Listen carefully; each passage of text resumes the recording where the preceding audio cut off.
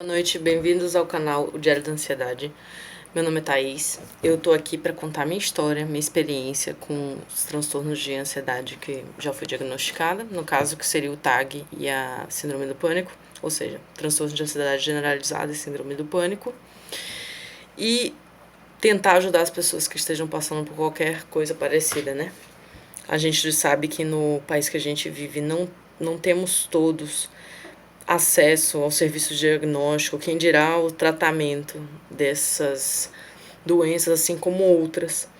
Então, eu tô aqui para fazer minha parte, como uma pessoa que já achou o caminho das pedras 2 vezes, após 2 crises sérias, e conseguiu dar a volta por cima, digamos assim. Uma coisa que eu aprendi com a ansiedade é que não tem um felizes para sempre. Você vai ter que gerenciar essa tendência para o resto da vida, mudar pensamentos, mudar comportamentos, mudar hábitos, especialmente. E muitas vezes é necessário o tratamento medicamentoso, né? Então, eu vou contar um pouquinho da minha história para poder me apresentar, né? Eu tenho 31 anos, eu não sou psicóloga, não sou psiquiatra. Por favor, não achem que eu sou dessa área. Eu só vou falar da minha experiência mesmo, ou seja, experiência como paciente, de psicoterapeuta, de psiquiatra, de hipnoterapeuta, inclusive. Como paciente que teve TAG e a síndrome do pânico. E como eu consegui melhorar disso. Eu só vou falar da minha experiência. Por favor, não achem que eu tenho autoridade para falar sobre medicamentos e tudo. Então, o que acontece? Meu primeiro ataque de pânico eu tive em 2010. E, na verdade, não foi um ataque de pânico. Foi como se fosse, assim, um combo de ataque de pânico. Foi um, tipo, pague um, leve 10. Porque eu tinha tomado uma quantidade considerável de café, digamos que, tipo, uma caneca gigante de 500 ml de café, um frappé de café que eu fiz lá. E a cafeína, o que acontece? Ela tem o poder incrível de piorar a ansiedade, né? E era de noite. Então eu tava saindo pra uma festa com minha família. E no carro, depois de ter tomado essa quantidade absurda de café, à noite, no carro meu pai me deu uma notícia que me preocupou muito. Depois eu vou falar em algum vídeo sobre. Mas foi uma notícia muito... me impactou muito. Então eu comecei a passar mal. O primeiro sintoma que veio, e foi muito apavorante, eu lembro que meu corpo começou a formigar completamente. O meu rosto, eu comecei a sentir o formigamento do meu rosto. Eu não sei se você já teve formigamento da mão, por exemplo. Mas isso no corpo inteiro é algo apavorante. Quem tem ansiedade já deve ter passado por isso, mas não é todo mundo que tem esses sintomas. Cada pessoa tem alguns sintomas, né? Não vai ter todos. E às vezes varia, ou seja, você acorda um dia você tá com uma coisa, acorda no outro dia você tá com outra. Então, eu comecei a sentir o formigamento das minhas pernas, dos meus braços e do meu rosto. Isso me apavorou. Meu rosto começou a formigar todo. Comecei a perder a sensibilidade, assim, tátil. Não sentia. Eu comecei a não sentir meus braços, minhas pernas, meu rosto. E aos poucos eu comecei a não sentir meu corpo. Eu comecei a ter o que chamam de desrealização, que eu sei que é o nome hoje em dia. Hoje em dia eu sei. Na hora eu não sabia. Eu fiquei só apavorada mesmo. Que é a sensação de que você tá sumindo dentro de si. É como se você começasse a ter a visão de túnel, aquela visão mais estreita, você começa a ter uma visão... eu não sei explicar direito, é complexo. Você começa a ver as coisas de um ângulo meio diferente, meio desfocado, você não consegue enxergar direito, eu não sei explicar direito. E aí, junto com isso daí, eu comecei a sentir como se eu estivesse entrando dentro de mim, tipo, eu me retraindo pra dentro, e como se eu estivesse, tipo, afundando dentro de mim mesma. É uma sensação, assim, pra quem tem a primeira vez, ou até segunda, terceira, quarta vez, é sempre apavorante, pelo menos no meu caso. É um dos sintomas, se não for o sintoma, que mais me apavora. Quando eu voltei a ter crises, eu lembro que foi a coisa mais aterrorizante, novamente. Então, assim, é uma sensação de que você tá sumindo, mas você tá ali. É como se você fosse um motorista de um carro, mas você tá indo pro banco de trás e tá indo pro bagageiro. Então você sente como se você não tivesse mais em controle da máquina, em controle do seu corpo. É algo realmente assustador, né? É difícil descrever para alguém que nunca sentiu. Eu espero que você nunca tenha sentido isso. Mas se você já sentiu, você sabe exatamente o que eu tô falando. Aquela sensação que às vezes, quando você tá passando por crises de ansiedade, você acorda e você sente que você não acordou. Você sente que você tá num sonho ainda. Você sente que seu cérebro não tá direito. Você sente que tem uma coisa muito errada ali. Então foi isso que eu senti. Começou assim. E aí eu sentia que eu não conseguia respirar, que é algo também muito comum para quem tem ataques de pânico. Eu comecei a respirar mais rápido, e hiperventilar.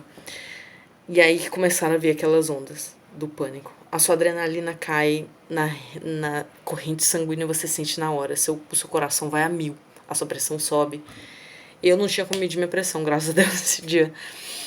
Mas provavelmente deve ter subido para 18/9, algo assim, porque durante uma outra crise eu medi a pressão e tava 18/9, eu acho.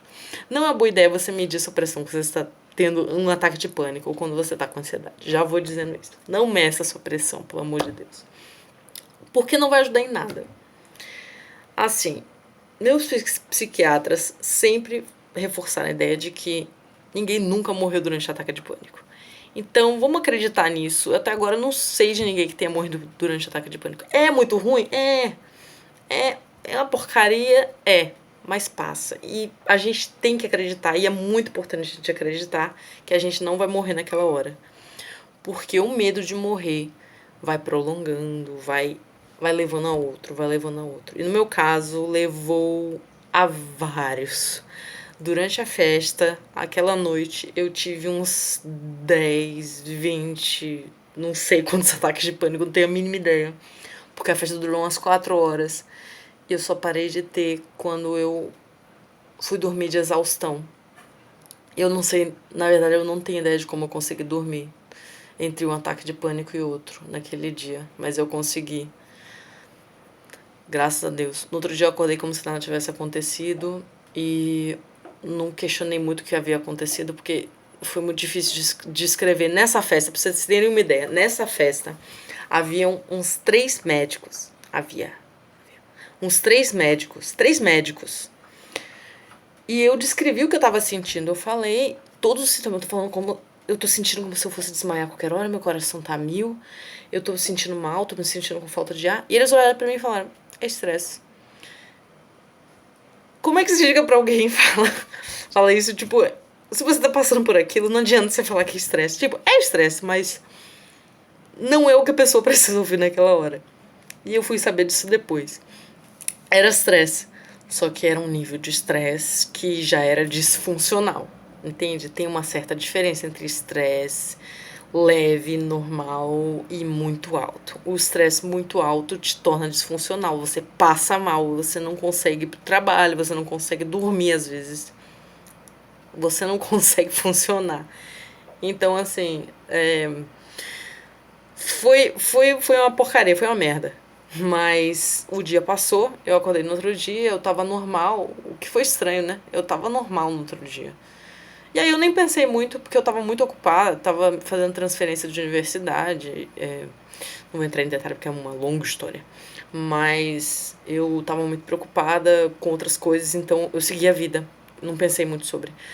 Acontece que quando eu acho que foram tipo 2 meses depois, ou 1 mês, 2 meses, não foi muito tempo depois, eu voltei a ter ataques de pânico. E dessa vez não foi, assim, uma série grande, mas foram vários ataques durante o mesmo dia e durante o dia seguinte, durante o outro dia. Então, o que havia sido um evento único, depois voltou e se tornou algo rotineiro. Começou uma etapa muito difícil da minha vida. Eu já passei por situações de digamos que quase sequestro. Já passei por situações de ter que lidar com narcotráfico, com violência na cidade. um terror psicológico, e eu devo dizer que, tipo, os transtornos de ansiedade que eu tive foram a coisa mais difícil que eu já tive que lidar na minha vida.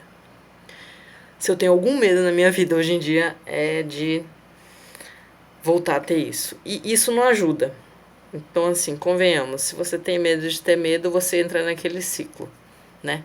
É o ciclo maldito da ansiedade. Você não pode ter medo de ter medo, você tem que se permitir ter medo, porque senão você fica com medo de ter medo, então você passa mal de medo, entendeu? E aí você fica com medo de ter medo de novo, porque você teve medo e passou mal de medo. Então, assim, é um ciclo que a gente tem que romper para poder sair. E é isso. Eu fiquei bem. Depois do meu diagnóstico, eu comecei a estudar, eu comecei a entender melhor. Claro que não foi fácil o diagnóstico. Melhorei com os remédios que eu tomei. Na verdade, eu só tomei um remédio na primeira vez, que foi a sertralina, que é um recaptador seletivo de recaptação da serotonina. Acho que é esse o nome exato.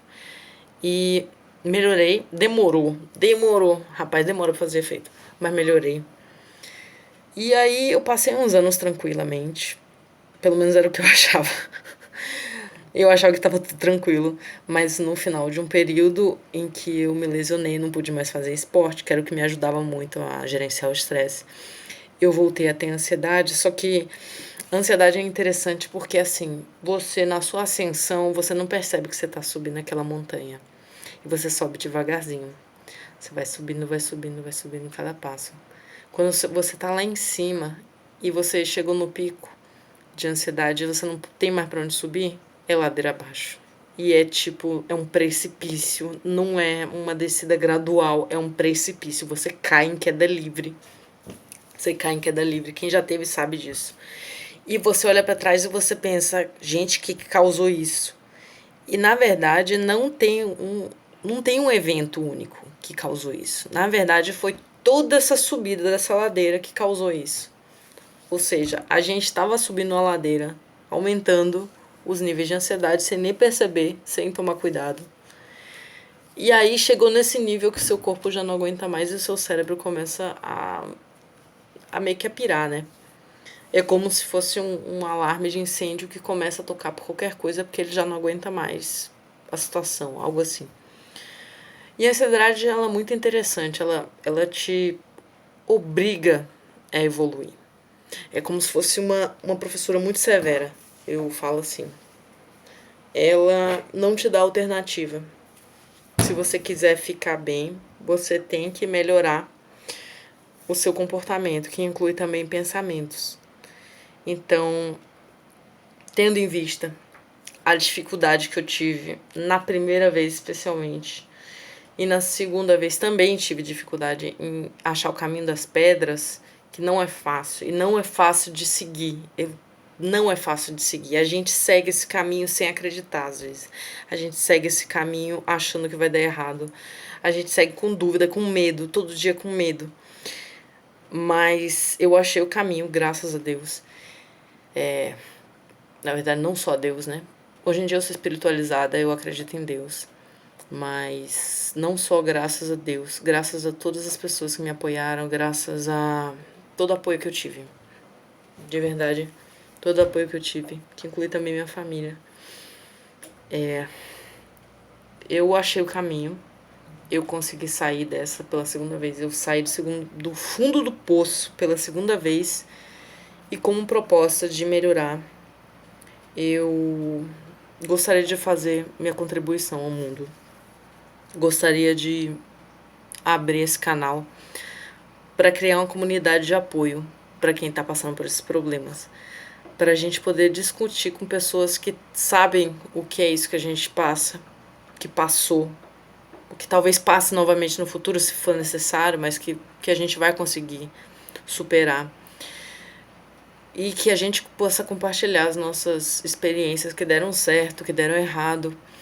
A gente se dá a mão nesse momento tão complicado, porque a gente raramente tem alguém por perto que tenha dicas valiosas, né? Então, nesse canal eu vou estar falando cada vídeo sobre um tema e o máximo de dicas que eu puder dar, o máximo de dicas que funcionaram pra mim, pelo menos, eu vou dar, porque É muito difícil. É muito difícil. Realmente, se você tá passando por um transtorno de ansiedade, você sabe como é. É uma batalha, é um leão a cada dia que você tem que matar. É dia após dia, após dia, após dia, até melhorar. E é uma melhora lenta e muito, muito desafiadora. Eu não uso a palavra ruim quando eu me refiro à ansiedade, porque por causa de uma reprogramação neurolinguística que eu fiz para eu poder lidar com o passado, com o que passou, mas é desafiador. É bem desafiador. Então, se você está passando por isso, rapaz, força. É possível sair, é possível você usar os remédios e depois fazer o desmame adequado e ficar bem. É possível, já passei por isso. Tô passando por isso agora, tô fazendo desmame, por exemplo, do Rivotril, que eu imaginei que eu fosse ficar viciada e que tal, mas eu tô quase no zero, tô 0,25, ou seja, quase nada. Então é possível sim. Eu conheço muita gente que fala que conhece gente que tem síndrome do pânico e que nunca melhorou na vida. Não vamos focar nessas histórias, vamos focar nas histórias de sucesso e usar como guia pra gente nessa jornada, ok? Então, gente, não percam as esperanças, acreditem mesmo, é possível sim, te garanto isso, é possível. Eu vou tentar passar o máximo de informações possíveis que eu tiver. E qualquer coisa, podem deixar mensagem nos comentários, eu vou ler todos os comentários. Vamos, se for necessário, a gente abrir um grupo de WhatsApp, vamos abrir. Eu já abri uma vez, mas é difícil a interação, assim, de passar as dicas que eu tenho para dar nos grupos de WhatsApp. Porque as pessoas, geralmente, nos grupos de WhatsApp, elas preferem desabafar. Só que no desabafo, eu percebo que às vezes as pessoas se desesperam entre si. Ou seja, uma chega e fala de uma experiência muito ruim que teve, aí chega outra e fica com medo de ter a mesma experiência ruim. Então, vamos tentar não focar no negativo, vamos focar no positivo, porque inclusive essa é uma das chaves da gente vencer esse transtorno de ansiedade, a gente focar no positivo. É difícil para o nosso cérebro, naturalmente, chegar e pensar nas coisas boas em detrimento das ruins, mas vamos fazer exercícios diários para a gente pensar no positivo, focar no positivo e acreditar que vai dar certo. Porque se a gente não acreditar, pode até dar certo, mas é um caminho mais sofrido, mais lento, mais desafiador, que eu não recomendo eu já seguir esse caminho. E é muito mais fácil quando você acredita, mas tem que acreditar mesmo. Então, gente, tô aqui estendendo minha mão a vocês. Espero que a gente possa se dar a mão aí nesse momento complicado da vida da gente. Você não tá sozinho. Gostaria que você soubesse disso. A gente não está sozinho. A gente tem muita informação que é válida, é valiável, é, é valorizada não, que tem valor pro outro. E perdão pela edição desse vídeo, viu? É o meu primeiro vídeo, eu não sei fazer vídeo de YouTube, eu vou ter que aprender, inclusive. Eu prometo melhorar também a qualidade do áudio e do vídeo em si. É isso, gente. Então, até o próximo vídeo. Eu tô ansiosa, eu tô ansiosa pra poder ajudar o máximo de pessoas que eu conseguir. Repassem pra alguém, se vocês tiverem conhecimento de alguém que esteja passando por algo que você reconheça como se pudesse ser ansiedade. Repassem os vídeos que eu vou postar, que possa ajudar, né? Se puder ajudar. E gratidão. Gratidão. Me sinto muito grata por poder estar ajudando outra pessoa. Se eu conseguir ajudar uma pessoa, eu já vou estar muito feliz. E eu espero que vocês façam suas partes depois. Beijo, boa noite.